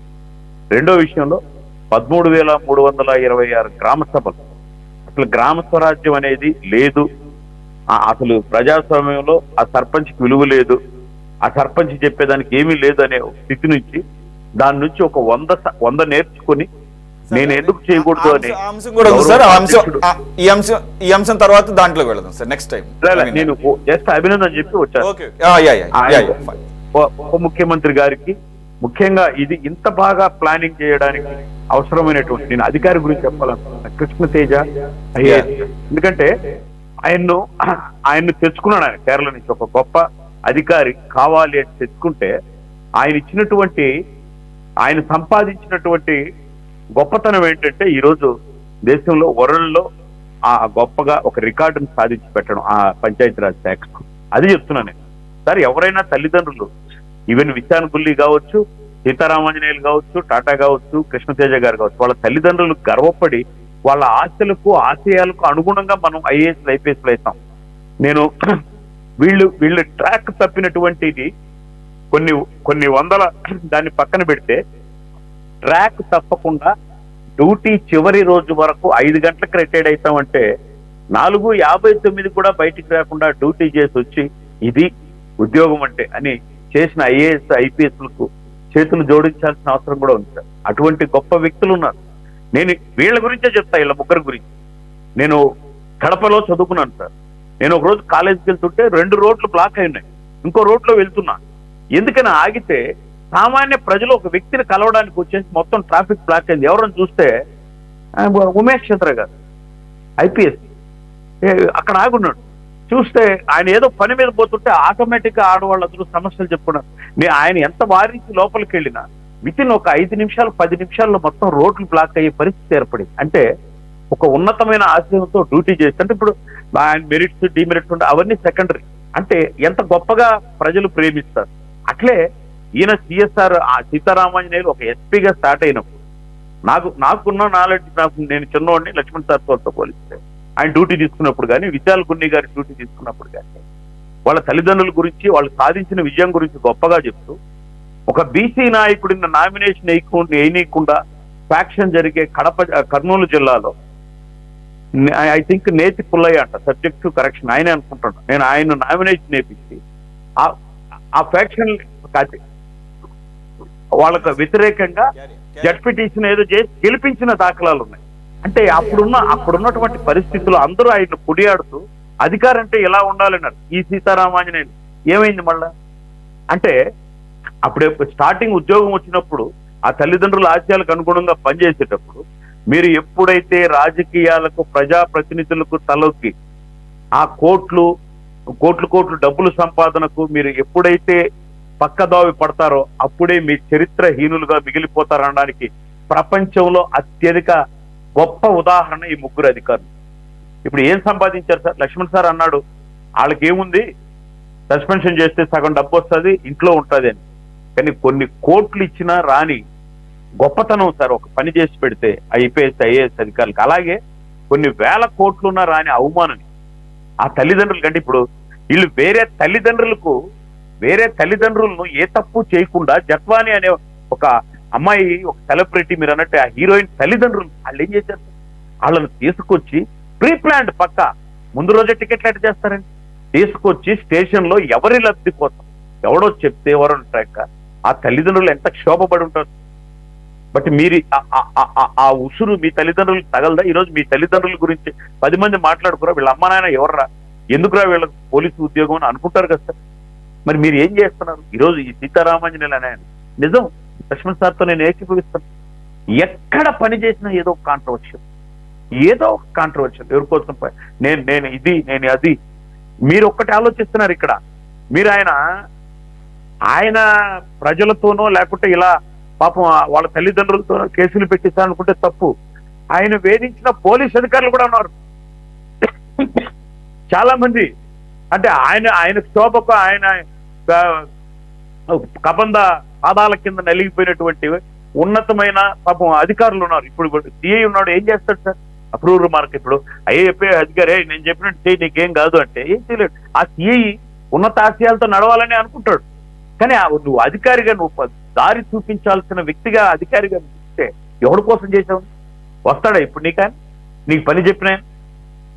లేదంటే నాకేం పని ఉందిలే సస్పెన్షనే కదా నేను ఏదో ఒకటి పోరాడు. నేను ఇక్కడ ఏమంటున్నానంటే మీ వ్యక్తిగత మీరు భారతదేశం గర్వించదగ్గ ఐఏఎస్ ఐపీఎస్లుగా ఉండి ఇందాక సారే చెప్పాడు రాజశేఖర రెడ్డి గారు, శ్రీలత కానీ వీళ్ళు కానీ ఒక ముఖ్యమంత్రి ప్రజానాయకుడు ఎవరైనా అవ్వచ్చు, ఎవరికైనా అవకాశం ఉంది. అక్కడున్న ఏ సార్లైనా ప్రజాప్రతినిధి అవ్వచ్చు, ముఖ్యమంత్రి అయ్యే అవకాశం ఉంది. మేమందరం ఐపీఎస్లు కాలే కదా. ఇప్పుడున్న సమయంలో ఎవరైనా ప్రజాప్రతినిధి కావచ్చు, మంత్రి కావచ్చు, ఐపీఎస్ ఐఏఎస్ కాలేం కదా. దానికి అంటే మీరు ఎంత నిబద్ధతగా ఎంత దానికి ఒక ఏజ్ మరి మీరు ఏం నిలబెట్టుకుంటున్నారు మీ యొక్క విద్య వల్ల మీరు నేర్చుకునే దానివల్ల? నేను నిన్న గ్రామ సభకు మొట్టమొదట ముఖ్యమంత్రితో పాటు ఐఏఎస్ అధికారి కృష్ణతేజ గారు వచ్చారు మైసూరువారిపల్లి గ్రామ సభకు. ఈరోజు రికార్డు అంటే నేను చదువుతున్నాను సార్. వన్ డే ఒక అధికారి వచ్చి అక్కడ పర్యవేక్షణ చేస్తూ ఉంటే ఆయనకు తెలియని విషయం లేదు సార్. మా ఊరిది ఇది ఎంత పొటెన్షియాలిటీ, ఇక్కడ ఏం గొప్ప, ఎంత వాటర్ ఫోర్సెస్ వస్తా ఎవ్రీ మినిట్ వితౌట్ పేపర్ క్షుణ్ణంగా చెప్తున్నాడు. అంటే ఒక అధికారి ఎక్కడి నుంచో వస్తే ఎంత దాని వెనక ఇక్కడికి వెళ్తున్నాను నేను, ఇక్కడ ప్రజలకు నేను ఏం సమాధానం చెప్పాలని ఎంత గొప్పగా ప్రిపేర్ చేస్తాడు. ఈ సామాన్య రైతుతో సహా చేతులు ఎత్తి దండం పెట్టారు ఆయన. బట్ ఎందుకు సార్ ప్రజలు ఆశ్రయించారు అటువంటి అధికారులతో? అట్లా వీళ్ళు ప్రజల పాన రక్షణలు కాపాడాల్సిన వ్యక్తులు ఆ అమ్మాయిని పాపం ఎవరో ఒక పారిశ్రామికవేత్తకి ఏడిస్తే ఆయన అడుగులకు మడుగులు వస్తుతూ ఇక్కడ గవర్నమెంట్ చెప్పినారో జగన్మోహన్ రెడ్డి గారు చెప్పినారో అసలు ప్రపంచంలో ఎవరు చెప్పినా వినొచ్చు, కానీ జగన్మోహన్ రెడ్డి రాజశేఖర రెడ్డి గారు చెప్తే వినడం. అంటే మీ దగ్గర ఐపీఎస్ వాళ్ళు చెప్తే ఇంటే బొక్కలేకి వెళ్ళిపోతారనేది చిన్నపిల్లల్ని అడిగినా చెప్తున్నారు. మరి మీ విఘ్నత ఏమైంది? మనం తప్పు చేస్తున్నాం, ఈ రోజు చేయాల్సిన డ్యూటీ డేట్ వేసుకుని రేపటికే వెళ్ళిపోతున్నాం. నిన్నో మొన్నో రమేష్ గారు ఒక కాలం చదివినా నేను, ఒక ఐపీఎస్ అధికారి దీనికోసం నేను కొంత చూస్తూ ఉంటే ఒకరోజు టైం ఆయన వాచ్ రాత్రి 11 వరకు పనిచేసి వచ్చి పడుకుంటే వాచ్ ఆగిపోయింది 11కి. ఆయన డైలీ డ్యూటీకి 10కి వెళ్ళేవాడు, 9:30కి వెళ్ళి ఆఫీస్కు ఆయన రిజిస్టర్లో రాసేవాడు నాతో పాటు అందరు రాయాలి ఇక్కడ. ఆయన రిజిస్టర్లో 11 అని రాసుకున్నాడు. రాసుకొని ఆయనే నాకు 1 అవర్ లేట్ అయిందని ఆయనకే విషయం. వాస్తవం ఏంటంటే అక్కడ వాచ్ ఆయన నైట్ 11కి ఆగిపోయింది. అంటే ఇంత గొప్పగా ఆలోచించిన అధికారులు ఉన్నటువంటి భారతదేశంలో ఇంత నీచమైన అధికారులు ఎలా సార్? అంటే దానివల్ల ఏం లాభం? ఇప్పుడు జగన్మోహన్ రెడ్డి 1,00,000 కోట్లు, 2 లక్షలు, 10 లక్షల కోట్లు సంపాదించాడు. డబ్బులు తింటాడా? అంటే మీరు కూడా పేరు కదా సార్, మీ తల్లిదండ్రులకు మీకు ప్రతిష్ట. ఆ అధికారు ఉంటే మేము చల్లగా ఉన్నాం. ఇప్పుడు కేరళలో మాకు వద్దు సార్ వెళ్ళొద్దని ముఖ్యమంత్రి సహాయంను కృష్ణతేజ లాంటి ఐఏఎస్ అధికారులను భంగపడుతున్నారు. కానీ మాకు కావాలి, అటువంటి అధికారి కావాలి నాకు, నా శాఖకు అని చెప్పి తెచ్చుకున్నాడు పవన్ కళ్యాణ్ గారు. నేనేం చెప్తున్నానంటే మీరు చేసిన పని వల్ల ఆ తల్లిదండ్రులు కన్నీళ్ళు సార్. ఏ పాపం చేశారు సార్ వాళ్ళు? జత్వానే అమ్మ నాన్న గురించి మాట్లాడుకుందాం, మనం ఓపెన్ గా మాట్లాడుకుందాం. తీసుకొచ్చి 45 రోజులు ఏ తప్పు చేయకుండా జైల్లో పెడితే వీళ్ళని ఎన్ని రోజులు శిక్షించాలి సార్ ఈ అధికారులు? ఇప్పుడు నేను ఒక్క మాట అడుగుతున్నా, దీనికి పరిష్కారంగా అంటే మనం ఇవి జరగవని నేను చెప్పను. నేను లక్ష్మణ్ సారు వాళ్ళ దృష్టిలో ఆలోచించి నేను చెప్పదలుచుకుంటే వీళ్ళందరి తల్లిదండ్రులు తెచ్చి ఇప్పుడు 45 రోజులు పెడితే ఆ అమ్మాయి ఆత్మ శాంతిస్తుంది అనుకుంటే శోభపడిందంటే అది కరెక్టా? మనకు కూడా తల్లిదండ్రులు వాళ్ళు ఎట్లా ఫీల్ అవుతారు? నువ్వు ఏ తప్పు చేయలేదు కదా. వాళ్ళకి తీసుకొచ్చి వాళ్ళ డబ్బును సీజ్ చేసి మొత్తం వాళ్ళతో చెప్పించాలని చెప్పి. నాగేంద్ర గారు, ఇక్కడ ఇంత గ్రేవ్ గా మిస్కండక్ట్ జరిగిందంటే కారణం ఏంటంటే ఒక పెద్ద టాస్క్ ఉంది. ఆ టాస్క్ 100% సక్సెస్ఫుల్ గా కంప్లీట్ చేయగలిగారు. యాక్చువల్ గా వాళ్ళు ఏదైతే అనుకున్నారో సాధించగలిగారు. దాని కాన్సిక్వెన్సెస్ వీళ్ళు ఇప్పుడు అనుభవిస్తున్నారు అంతే. బాజీ గారు, ఒకటి నిన్న వాళ్ళ సస్పెన్షన్ ఆర్డర్లో ఇవే ఉన్నాయండి, grave misconduct of the duties అని. ఎవరిని ఉద్దేశించి? ఏకంగా ఇంటెలిజెన్స్ డీజీగా పనిచేసినటువంటి పిఎస్ఆర్ ఆంజనేయులు కాంతిరాణ టాటా. అంటే ఏంటా మిస్కండక్ట్? నిజంగా ఈ ఎవిడెన్స్ కనుక లేకపోతే ఈ మాత్రం సస్పెన్షన్ కూడా అవకాశం ఉండేది కాదేమో. ఏదైతే అతి తెలివిగా లేదంటే కనుక ఓవర్ కాన్ఫిడెన్స్తో లేదంటే రఫీ గారు అన్నట్లు మళ్ళీ ఇదే గవర్నమెంట్ వస్తుంది కదా, ఎన్ని సంవత్సరాలకైనా ఇది పూడ్చిపెట్టేసినట్టు అవుతుంది, ఎవరు దీన్ని వెలుగులోకి తీసుకురాలేరు అని. ఎలాగైతే ఈ 6 నెలల పాటు పబ్లిక్ డొమైన్లో అసలు ఈ కేసు గురించి మనకు ఎవరికి తెలియకుండా చేశారో అదే పందా కనపడుతుంది. ఏంటది? 1వ తారీఖు 6:30కి కుక్కల విద్యాసాగర్ అన్న వాడు కేసు పెట్టడం ఏంటి ఆ అమ్మాయి మీద? మనం మొన్నటి వరకు డిబేట్స్లో 11:30కి అనుకున్నాం ఫ్లైట్, కాదట 7:30కే ఫ్లైట్ ఎక్కేశారట. అంటే 1 అవర్లోనే, అంటే 1 అవర్లోనే అసలు ఎఫ్ఐఆర్ నమోదు చేయడానికే మినిమంగా కొంత ఎంక్వైరీ చేయాలి. అసలు నిజమేనా? ఈడెవడో విజయవాడలో ఉన్నాడు విద్యాసాగర్ అన్నవాడు, ఎక్కడో ముంబై నటి అంటున్నాడు, ముంబై ఆవిడ అంటున్నాడు, ఆవిడ వచ్చేసి జగ్గైపేటలో ఈడాస్తు కొట్టేయడానికి అది కూడా ఫోర్జరీ చేసిందంట అంటాడు. అంటే అది ఎంత జరగటానికి కొంత టైం పడుతుంది. అది కూడా లేకుండా ఎఫ్ఐఆర్ నమోదు చేయటం, వితిన్ 1 అవర్లోనే డెసిషన్ తీసుకుంటాం అని అనుకుంటే తీరా చూస్తే ఏమైందంటే 1వ తారీఖే so called CP Kanti Rana Tata office నుంచి బుక్ చేసినట్లుగా టికెట్స్ ఎవరు విశాల్ గున్నీకి ఇంకొక 4-5 ఆఫీసర్స్కి. తీరా చూస్తే ఇది ఎక్కడ స్టార్ట్ అయిందే అంటే సీఎంఓకి పిలిపించి జనవరి 31వ తారీఖు ఓరల్ ఇన్స్ట్రక్షన్స్ ఇవ్వటం. సరే దానికి ప్రూఫ్ ఎలా తీసుకొస్తారనే చూడాలి. సరే ఇంత ఘోరంగా ఇది కనుక జరగకపోయింటే ఈ మాత్రం యాక్షన్ కూడా తీసుకోకపోయేది. ఇకపోతే మ్యాటర్ అకాంప్లిష్డ్ ఎలా జరిగిందంటే ఇందాక మనం అన్నట్లు రఫీ గారు కోట్ చేసినట్టు ముంబై వెళ్ళి వాళ్ళ ఎలక్ట్రానిక్ గ్యాడ్జెట్స్ అన్నీ కూడా వీళ్ళు కంట్రోల్లోకి తీసుకొని మరి ఏదైతే ఆవిడ కేసు పెట్టిందో ఆ ఎవిడెన్స్లు కూడా వీళ్ళు డిస్ట్రక్ట్ చేసుంటారు. ఒకటి అమ్మాయిని అక్కడ లేకుండా లిఫ్ట్ చేసి తీసుకురావటం, ఆ అమ్మాయి ఒకవేళ లేకపోతే తల్లిదండ్రులు వేరే బోర్డ్స్ అడుగుతారు కాబట్టి వాళ్ళిద్దరిని లిఫ్ట్ చేసి తీసుకురావటం, అసలు ఈ ఫ్యామిలీని కాంటాక్ట్ చేస్తాడేమో అని చెప్పేసి వాళ్ళ కజిన్ ఎక్కడో బయట దేశాల్లో ఉంటే అతన్ని కూడా ఈ కేసులో ఇరికించడం. అంటే ఎంత పగడబందీగా చేసి ఈ చేసినటువంటి మిస్టేక్స్ వల్ల ఈరోజు బయటకు వచ్చి సరే ఎంత ఘోరంగా ఉందంటే మరి దీనికి ఇప్పుడు వీళ్ళని ఎవరు సేవ్ చేస్తారు? సీఎంఓ ఆఫీస్లో ఎవడైతే ఇచ్చాడో వీళ్ళకి ఇన్స్ట్రక్షన్స్ ఇచ్చాడో ఆడొచ్చి సేవ్ చేస్తాడు వీళ్ళ కెరీర్ని.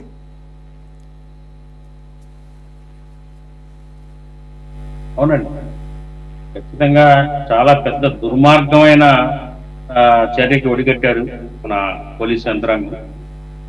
ముందుగా ఏంటంటే మీకు మన సివిఆర్ వీక్షకులకి పార్టిసిపేట్ చేస్తున్న ప్యానలిస్ట్ అందరికీ నా నమస్కారాలు.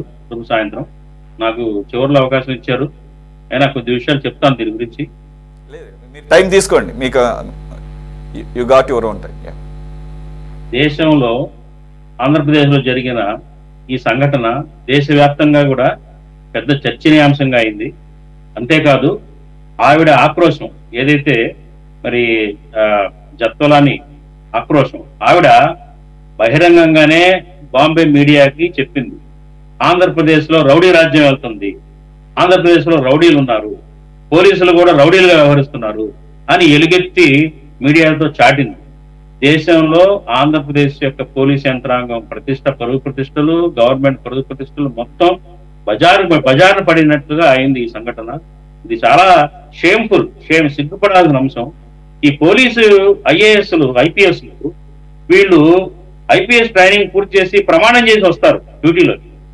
ఏదైతే ఆ ప్రమాణాలు ఏమైనా వాళ్ళ అంతరాత్మల్లోకి అవి చేసిన ప్రమాణం గుర్తు రాలేదా? అలాగే ఇది కేవలం వాళ్ళని సస్పెండ్ చేశారు, ఒక 5 ఆఫీసర్స్ వాళ్ళు బలవటం అనే కాదు, వాళ్ళు ఏ ప్రలోభాలకు లొంగారు? డబ్బుకు లొంగారా?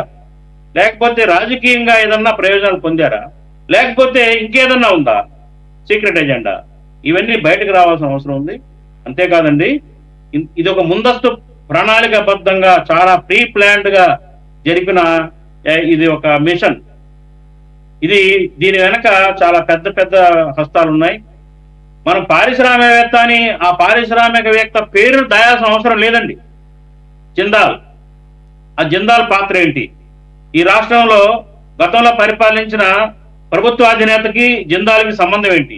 ఎందుకు అతన్ని కాపాడాల్సిన బాధ్యతని ఆ ప్రభుత్వాధినేత తీసుకున్నాడు? ఈ ఐపీఎస్లు ఎందుకు ఒప్పుకున్నారు దానికి? అట్లాగే మధ్యలో బ్రోకరేజ్ నడిపిన రాజకీయవేత్త ఎవరు? సకల శాఖల ఆధిపత్యం వహించిన, సకల శాఖల మీద ఆధిపత్యం వహించిన ఆ సజ్జనుడు ఎవడు? అతను ఎట్లా బయటకు వస్తారు? వీళ్ళు ఎలా బయటకు రావాలి? అసలు పాత్ర వహించింది వీళ్ళు. వీళ్ళని సస్పెండ్ చేశారు. రఫీ గారు చెప్పినట్టుగా వాళ్ళ మీద డిపార్ట్మెంటల్ ఎంక్వైరీలు జరిగి చట్టపరమైన చర్యలు తీసుకొని వాళ్ళ నోటువంటి నిజాలు రావడానికి చాలా టైం పడుతుంది.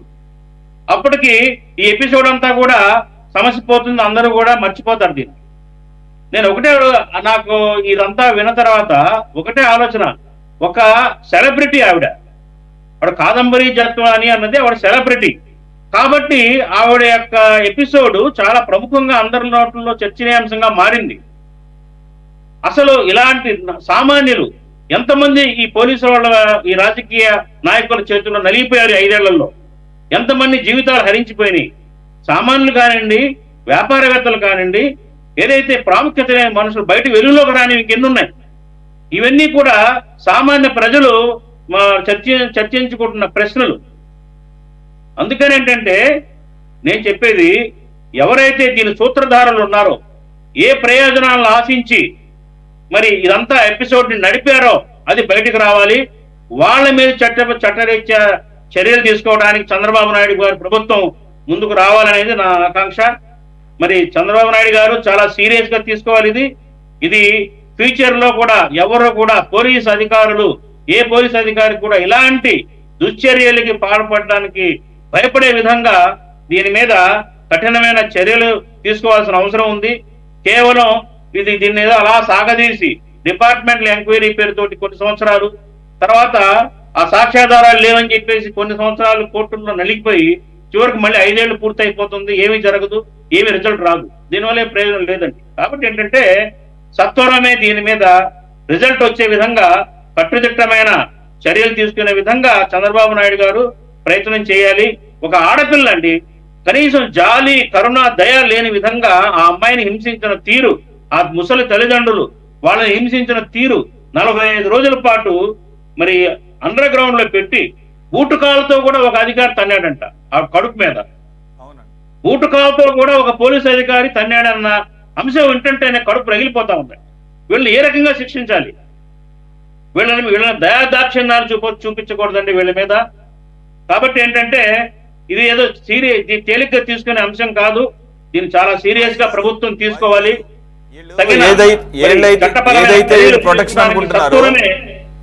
బాజీ గారు ఏదైతే వీళ్ళు ప్రొటెక్షన్ అనుకుంటున్నారో, మేము ఆల్ ఇండియా సర్వీస్ అధికారులను, స్టేట్ గవర్నమెంట్ కి పరిమిత అధికారాలే ఉంటాయి, మా మీద ఇమ్మీడియట్ యాక్షన్ తీసుకోలేరు, సస్పెన్షన్ మాత్రమే వీళ్ళ చేతిలో ఉంటుంది, మిగతా మాకు చాలా ఇంకా రెమెడీస్ ఉన్నాయి. What is the next remedy? క్యాట్కి వెళ్తారు, సెంట్రల్ అడ్మినిస్ట్రేటివ్ ట్రైబ్యునల్కి వెళ్తారు. కాబట్టి అక్కడ కొంత టైం పడుతుంది. రఫీ గారు అన్నట్టు అది అక్కడ అవ్వకపోతే కనుక హైకోర్టు, సుప్రీంకోర్టులో. కాబట్టి వీళ్ళ ధైర్యం అదే ఉండొచ్చు. అయితే ఇక్కడ ఆల్ ఇండియా సర్వీసెస్ అధికారులు కాబట్టి వై నాట్ సిబిఐ సెంటర్గా రిఫర్ చేసి సిబిఐ చేత ఎంక్వైరీ చేస్తే కానీ కనీసం సిగ్గన్న వస్తుంది. రెండోది, తోటి అధికారులు కూడా వీళ్ళని వెలేయాలి. ఇటువంటి అంటే వాళ్ళు ఇప్పుడే స్పందించకపోవచ్చు, ఒకవేళ ప్రైమా ఫేసి కనపడితే వాళ్ళు కూడా అదే సర్వీసెస్లో ఉన్నారు కాబట్టి మనకన్నా వాళ్ళకి క్లియర్గా తెలుస్తుంది. మనకి కనబడుతున్న ఎవిడెన్స్తో మనకే చాలా డెలివరేట్గా ఇక్కడ మిస్యూజ్ ఆఫ్ వాళ్ళ పవర్ కనబడుతుంది. కాబట్టి మిగిలిన ఐఏఎస్ అధికారులు, దేశవ్యాప్తంగా ఐపీఎస్ అధికారులు కూడా ఇటువంటి వాళ్ళని పబ్లిక్ డొమైన్లోకి వచ్చి వాళ్ళ వైఖరి చెప్పి వాళ్ళని ఏదైతే ఐపీఎస్ ఐఏఎస్ కమ్యూనిటీ ఉంటుందో దానిలో వీళ్ళని వెలివేసినట్లుగా చేస్తేనే అప్పుడన్నా సిగ్గు వస్తుంది. రేపు మరో అధికారి ఇటువంటి చేయడానికి, సాహసం చేయడానికి వెనుకాడతాడు. ఎవరండి వీళ్ళు లైఫ్ లాంగ్ సర్వీస్ చేయాల్సినటువంటి వీళ్ళు 5 సంవత్సరాలు, ఆఫ్టర్ ఆల్ 5 years ప్రజలు ఎన్నుకుంటే ఉంటారు, లేకపోతే పంటే కనుక కూర్చుంటారు, కొంపలో కూర్చుంటారు. వాళ్ళకి భయపడి వీళ్ళు నిర్ణయాలు తీసుకుంటాం ఏంటండి? ఎంత చదివి మేధావులు వీళ్ళు. వాడు చదువు సంధ్యలు లేనోడు అంటే అందరూ కాదు నేను అంటుంది, సారీ. నేనేమంటున్నానంటే ఒక ప్రజాప్రతినిధి అవడానికి అర్హతలు, అకాడమిక్ క్వాలిఫికేషన్స్ ఏమి లేవు. ఎంతమందిని చూస్తున్నాం? పనికి మాలిన వాళ్ళు, అసలు అర్హత లేని వాళ్ళు ప్రజాప్రతినిధులు అవుతున్నారు, మంత్రులు అవుతున్నారు, సారీ టు సే ముఖ్యమంత్రులు కూడా అవుతున్నారు. దేశవ్యాప్తంగా అనేకం చూస్తున్నాం. వాళ్ళు ఇచ్చేటటువంటి ఇన్స్ట్రక్షన్స్కి ఎంత చదివి ఇన్ని సంవత్సరాలు కష్టపడి కెరీర్లో ఇంత ర్యాపో మెయింటైన్ చేసుకొని ఇదేం పనులు సార్? కాబట్టి ఖచ్చితంగా వాళ్ళ అధికారులే, వాళ్ళ ఐఏఎస్ ఐపీఎస్ అధికారులు స్పందించాల్సిన అవసరం ఉంది. వాళ్ళది ఏమన్నా సంఘం ఉంటే వాళ్ళు బయటకు రావాలి. దీనికి అవకాశం ఉంటే, అవకాశం కాదు క్లియర్ కనబడుతుంది, సిబిఐ చేత కూడా ఎంక్వైరీ చేయించాలి. What you say sir Baji గారు? అవునండి, పోలీసు అధికారుల యొక్క సంఘం ఏదైతే ఉందో వీళ్ళకి సహాయ నిరాకరణ చేయాలి. అట్లాగే జ్యుడిషియరీ వ్యవస్థలో ఏదైతే సపోర్టింగ్ హ్యాండ్స్ ఉన్నాయో వాళ్ళందరూ వీళ్ళకి సహాయ నిరాకరణ చేయాలి. వీళ్ళని సత్వరమే వీళ్ళకి శిక్షలు పడి చట్టం ముందుకు తీసుకువచ్చే విధమైన మార్గాల్ని సుగమం చేసి వీళ్ళ సత్వరమే చట్టపరమైన చర్యలు తీసుకోవడానికి కావాల్సిన ఏర్పాట్లు చేసుకోవాలని చెప్పేసి నేను ప్రభుత్వాన్ని కోరుతా ఉన్నాను. దీన్ని ప్రభుత్వం చొరవ తీసుకోవాలి. అట్లాగే సమాజం వెలివేయాలి. ఏదైతే సమాజం కూడా ఇలాంటి అధికారుల్ని వెలివేయాలి. వీళ్ళ ముఖాన మాట్లాడవచ్చో మాట్లాడకూడదో తెలియదు కానీ కడుపు రగిలిపోతా ఉంది. తాండ్రి నుంచి ముఖాన ఉమ్మాలి సమాజం వీళ్ళని ఇటువంటి అధికారుల్ని. అలాగే వాళ్ళ పోలీసు అధికారుల సంఘం కూడా వీళ్ళని బహిష్కరించాలి. వెంటనే ఏంటంటే వీళ్ళు ఢిల్లీ లెవెల్లో ఏ లెవెల్లో వెళ్ళి వీళ్ళు తమను తాము రక్షించుకోవడానికి ప్రయత్నాలు చేసినప్పటికీ కూడా ఆ లెవెల్లో కూడా వీళ్ళకి సహాయ నిరాకరణ జరగాలి. వీళ్ళని ఎవరు కూడా రక్షించే ముందుకు రాకూడదు. మరి అడ్వకేట్స్ కానివ్వండి, వాళ్ళ డిపార్ట్మెంటల్ ఎంక్వైరీలో ఉన్న వ్యవస్థ కానివ్వండి, ఏదైనా కూడా వీళ్ళ పట్ల ఏంటంటే వీళ్ళు చేసిన దాష్టికం అంత దేశానికి అంతా తెలిసిందండి. ఇదేదో రహస్యంగా ఏమీ లేదు. వీళ్ళు ఎంత మొరపెట్టుకున్నా కూడా ఏంటంటే ఇది ఆ దిశలో ఏదైతే మనం గతంలో రాష్ట్ర విభజనకి సహాయ నిరాకరణ ఉద్యమం ఎలా జరిగిందో ఇలాంటి పోలీసు వ్యవస్థని అధికారుల్ని వెలివేయడానికి, సంఘ బహిష్కరణ చేయడానికి టోటల్ పోలీసు వ్యవస్థ అంతా కూడా దీనికోసం కూలుకోవాలని చెప్పేసి నా మనవి. అట్లాగే ప్రభుత్వం కూడా అవసరమైన కట్టుదిట్టమైన చర్యలు తీసుకోవడానికి ఆ మార్గాన్ని సుగమం చేయాలని చెప్పేసి నేను చంద్రబాబు నాయుడు గారి ప్రభుత్వాన్ని కోరుకుంటున్నాను. ఓకే బాజీ గారు. నరేంద్ర గారు, you want to add something? Nagendra గారు, సారీ సార్, మీ ఆడియో ఒకసారి ఒకే నిమిషం, ఒక సబ్మిషన్. ఇదే అధికారులు ఉన్నప్పుడు ఒక సిఐ గారు బాగా మంచిగా పనిచేసే వ్యక్తి తన శక్తికి మించి ఒక స్థాయికి వైజాగ్ నుంచి గంజాయి అంటే 3 రోజులు తన మొత్తం రిపోర్ట్స్ అన్ని తీసుకొని మహారాష్ట్రలో, ముంబైలో, బెంగళూరులో ఈ 3 రాష్ట్రాల్లో అక్కడ దొరికినటువంటి గంజాయి లారీలతో మొత్తం వైజాగ్ బేసిక్ గా జరుగుతోందని చెప్పి ప్రతి ఐపీఎస్ అధికారి ఈ రాష్ట్రంలో వీటిని చర్యలు తీసుకోవాలి అని చెప్పి ఆయన సబ్మిట్ చేస్తే ఎందుకు సార్ ఇటువంటి విషయాల్లో వీళ్ళు ఇంత గొప్పగా స్పందించి వీళ్ళు ఎందుకు పేరు తెచ్చుకోలేదు? ఎందుకు ఆ ప్రభుత్వంలో ఈ గంజాయి మీద ఇప్పుడు వీళ్ళు గంటకు ముందే ఫ్లైట్ టికెట్ చేసుకొని పోయినారు కదా, వీళ్ళు తలా ఒక ఐఏఎస్ అధికారి బిడ్డల భవిష్యత్తు నాశనం చేస్తున్నారు గంజాయిలో. వీళ్ళందరూ వెళ్ళి ఒక్కొక్క రాష్ట్రానికి వెళ్ళి దాన్ని ఎందుకు ఛేదించకూడదు? సిగ్గనిపించడం లేదా? వీళ్ళు నిజంగా బాధ వేసుకొచ్చు సార్. అది చూస్తే నాకు మెసేజ్ పెట్టున్నారు, అన్నా ఈ విధంగా ఈ అధికారులకు కూడా పోయింది మెసేజ్ సార్, పలానా చోట్ల పట్టుకున్నారని. అప్పుడు దాంట్లో అంటే కొన్ని వందల వేల మంది విద్యార్థుల భవిష్యత్తు నాశనం అయిపోతుంటాయి గంజాయి పడి. ఎందుకు వీళ్ళు డ్యూటీలు ఎందుకు సార్? ఇంకా నాగేంద్ర గారు ఈ సబ్జెక్ట్ మ్యాటర్ లోనే టీడీపీ అధికార ప్రతినిధి కొద్ది హార్ష్ పదం వాడాడని చెప్పేసి రెండో రోజు దాడులకు దిగి ఇప్పుడు ఏంటంటే అసలు ఏం గుర్తులేదని చెప్పేసి చెబుతున్నారంటే ఎప్పుడైతే పోలీసులు ఎంక్వైరీలో ఏమైనా కస్టడీలో తీసుకుంటే అటువంటి పరిస్థితి వస్తుంది. అంటే మీరు గంజాయి అంటే గుర్తొచ్చింది కాబట్టి ఆ రోజు అది టీడీపీ అధికార ప్రతినిధి మాట్లాడిన దానికి అప్పట్లో ముఖ్యమంత్రి ఉన్న ఆయన ఎలా సమర్థించుకున్నాడంటే మరి నన్ను అంటే మండదా మా వాళ్ళకి బీపీలు రావా అని చెప్పేసి. ఓహో, అంటే ఇక మండితే బీపీలు వచ్చేస్తే ఇక పరస్పర ఫిజికల్ గా ఒకరి మీద ఒకరు దాడులు చేసుకునే లెక్క అయితే ఇంకా పోలీస్ వ్యవస్థ ఎందుకు, జ్యుడిషియల్ సిస్టమ్ ఎందుకు, ఇవెందుకు? సాక్షాత్తు రాజ్యాంగబద్ధంగా ఎన్నుకున్నటువంటి ప్రజలు ఎన్నుకున్నటువంటి ముఖ్యమంత్రి మాట్లాడుతున్నాడు మాటలు అవి. రఫీ గారు, you want to add something? ఒకటే సార్, ఇప్పుడు ఇక్కడ ఆ ఛార్జ్ షీట్ ఉంది చూసారా, ఆ ఛార్జ్ షీటే పెద్ద తప్పులు తప్పు. ఎవరైతే ఈమె 5 లక్షల రూపాయలు ఎవరి దగ్గర అయితే తీసుకుందో ఆ 5 ఎకరాలు అమ్ముతున్నా అని చెప్పి వాళ్ళిద్దరికి అమ్మాయి అసలు తెలియదు, ఈమెకి వాళ్ళు తెలియదు. వాళ్ళు తిరుమల తిరుపతి దేవస్థానానికి ఎప్పుడో వాళ్ళు వెళ్ళడానికి ఎమ్మెల్యే ఎంపీ లెటర్ కావాలని చెప్పి ఇతనికి ఇచ్చారంట. ఇతను వైసీపీ నాయకుడు కాదు. ఆ ఆధార్ కార్డు ఇస్తే వాళ్ళే ఈమె దగ్గర కొంటున్నట్టుగా తప్పుల తరగతో ఆ కేసు పెట్టడం జరిగింది. అది కూడా వీళ్ళే తయారు చేశారు పోలీసులు. ఇక్కడ విచిత్రమైన విషయం ఏంటంటే ఈ అమ్మాయికి కుక్కల విద్యాసాగర్ కి పరిచయం ఉంది చాలా సంవత్సరాల నుంచి. ఆ అమ్మాయి కూడా చెప్పింది. అవును, అమ్మాయి కూడా చెప్పింది.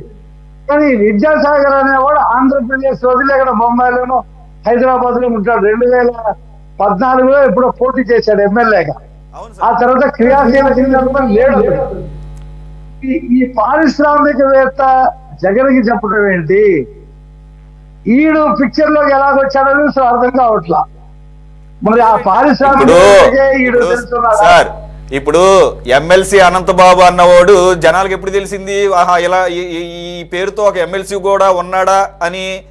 ఆడు ఒక దళిత యువకుడిని అతని కార్ డ్రైవర్ని చంపేసి డోర్ డెలివరీ చేసినప్పుడు మనకు తెలిసింది ఓహో ఇటువంటి వాడు కూడా ఒక ఎమ్మెల్సీ ఒకడు ఉన్నాడు అంటే క్వాలిఫికేషన్. కాబట్టి సార్ మనకి తెలియని వాళ్ళు చాలా మంది ఉన్నారు. ఇది పర్సనల్ ర్యాపో మెయింటైన్ చేసేవాళ్ళు గత ప్రభుత్వ హయాంలో ఉన్న పై స్థాయి కాదు. ఇక్కడ పారిశ్రామికవేత్తని రక్షించడానికి కుక్కల విద్యాసాగర్ 5 ఎకరాల పొలానికి ఈ సింక్రనైజింగ్ ఎలా జరిగింది అనేది ఇప్పటికీ ఎవరు చెప్పట్లా.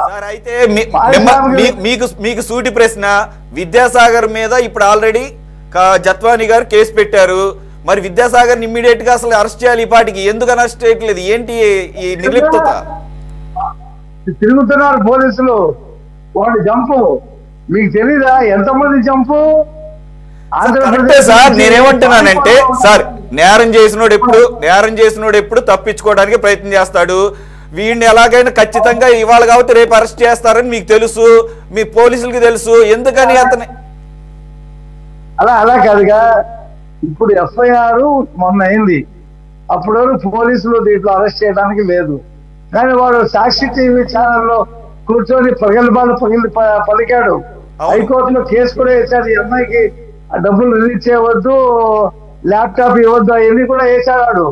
కానీ ఇప్పుడు ఎప్పుడైతే ఈ అమ్మాయి వచ్చి బొంబాయి నుండి వచ్చి ఇక్కడంతా కూడా చేస్తుందో ఈడు జంప్ అయిపోయాడు.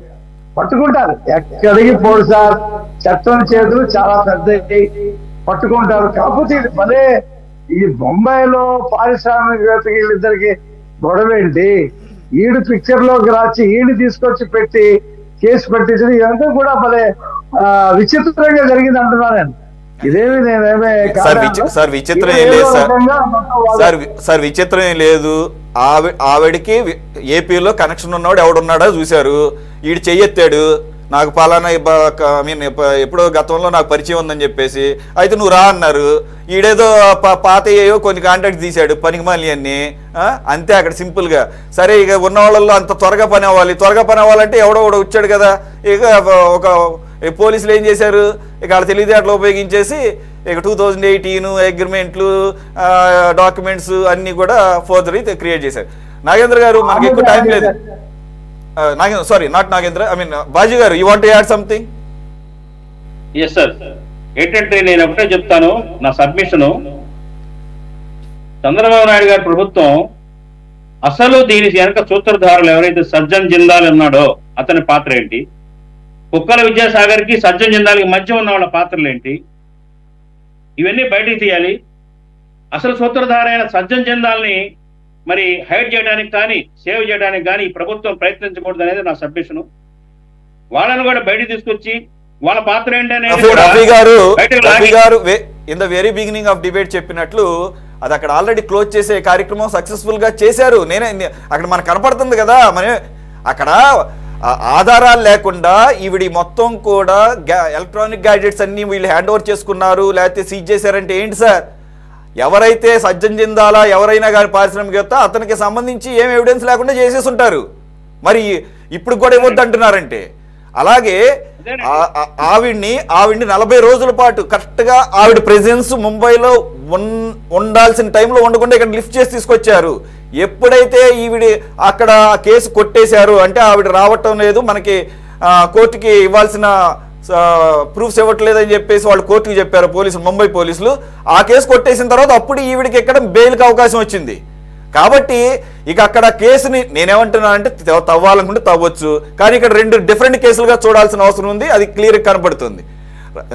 ఇప్పుడు బాధితురాలు నిలబడి తన యొక్క వాంగ్మూలం ద్వారా మళ్ళీ ఏదైతే పాత విషయం ఎందుకు తను ఆంధ్రప్రదేశ్ కు రావాల్సి వచ్చింది బొంబాయి నుంచి అనే విషయాలను గనక తన కంప్లైంట్ ద్వారా బాధితురాలు కరెక్ట్ గా గనక ఫిర్యాదు చేస్తే పాత విషయాలు మూతపడిన అంశాలు కూడా ఖచ్చితంగా బయటకు వస్తాయండి. ఆ దిశలో బాధితురాలు కూడా చొరవ తీసుకోవాలి. తనకు న్యాయం జరగాలంటే, నిజంగా న్యాయం జరగాలంటే ఈ మధ్యలో ఉన్న పోలీస్ అధికారులు పాత్ర సరే, అసలు ప్రణాళికను రచించిన వాళ్ళు, దీన్ని చాలా పకడ్బందీగా అమలు జరిపిన వాళ్ళని వదిలేస్తే ఎలా? వాళ్ళ శిక్షార్హులు కారా? మీరు అన్నది కరెక్టే. It all depends on her, I mean the victim. ఆవిడ తీసుకునే నిర్ణయం ప్రకారమే ఈ కేసు ఎంత ఎక్స్టెండ్ అవుతుంది, ఎంత ముందుకు వెళుతుంది అనేది డిపెండ్ అయి ఉంటుంది. రైట్. నేను ఆశిస్తున్నాను సంతోష్ గారు, ఎందుకంటే చంద్రబాబు నాయుడు గారు గవర్నమెంట్ వచ్చిన తర్వాతే ఇదంతా బయటకు వచ్చింది. ఆవిడకి ధైర్యం వచ్చింది. అప్పుడే ఆవిడ ధైర్యంగా బొంబాయి నుంచి మళ్ళీ విజయవాడకు వచ్చింది ఆవిడ. అవును, ఇలా న్యాయం జరుగుతుంది అనే ఆశతోటి. ఒకసారి కాదు, కొన్ని ఐ మీన్ దాదాపుగా ప్రతి వారం వస్తున్నారు. ఆఖరికి ఎఫ్ఐఆర్ ఫైల్ చేయడానికి ఆవిడ కేసు పెట్టినప్పుడు కుక్కల విద్యాసాగర్ వాళ్ళ మదర్ ఫాదర్ కూడా ముంబై నుంచి తీసుకొచ్చారు ఆవిడ ప్రత్యక్షంగా. కాబట్టి షీఈ్ వెరీ కమిటెడ్. మొదటిసారి వచ్చినప్పుడు భయపడతా వచ్చింది, ఇప్పుడు వచ్చినప్పుడు ధైర్యంగా ఉంది. ఇంకా ధైర్యం తెచ్చుకొని జరిగిన నిజాల్ని బయటకు పెట్టాలని చెప్పేసి ఆ నిందితురాలకి ఆవిడ సేఫ్టీ అండ్ సెక్యూరిటీ కూడా ఇక్కడ చాలా చాలా క్రూషియల్. ఆ రకంగానే గవర్నమెంట్ ముందుకు వెళ్తున్నట్టుగా నాకు అర్థమైంది. ఎందుకంటే ప్రభుత్వం కూడా ఆవిడ సేఫ్టీ కోసం ఆలోచించాలండి తప్పకుండా. లేదు, ఆ యాంగిల్లో జరుగుతుందని కూడా తెలిసింది. ఎందుకనంటే మన డిబేట్ లో అడ్వకేట్ ఒకళ్ళు పార్టిసిపేట్ చేశారు, ఆవిడే చెప్పారు. ఆవిడకే కాంటాక్ట్ లోకి రాలేదు ఒక టైం దాటిన తర్వాత. అంటే ఒక సర్టెన్ టైం వరకు మాత్రమే ఆవిడ అందుబాటులో ఉండేటట్టు, ఆ తర్వాత ఆవిడ వేరే అబౌట్స్ ఎవరికీ తెలియకుండా కొంత గవర్నమెంట్ అయితే జాగ్రత్తలు తీసుకుంటున్నట్టుగా తెలిసింది. ఆంధ్రప్రదేశ్ లో వచ్చినప్పుడు మాత్రమే కాదు, బొంబాయిలో కూడా ఆవిడ రక్షణ కావాల్సిన అవసరం ఉంది. ఎగ్జాక్ట్లీ, అది ఇంకా చాలా క్రూషియల్. అది ఇంకా చాలా క్రూషియల్. Rightly said.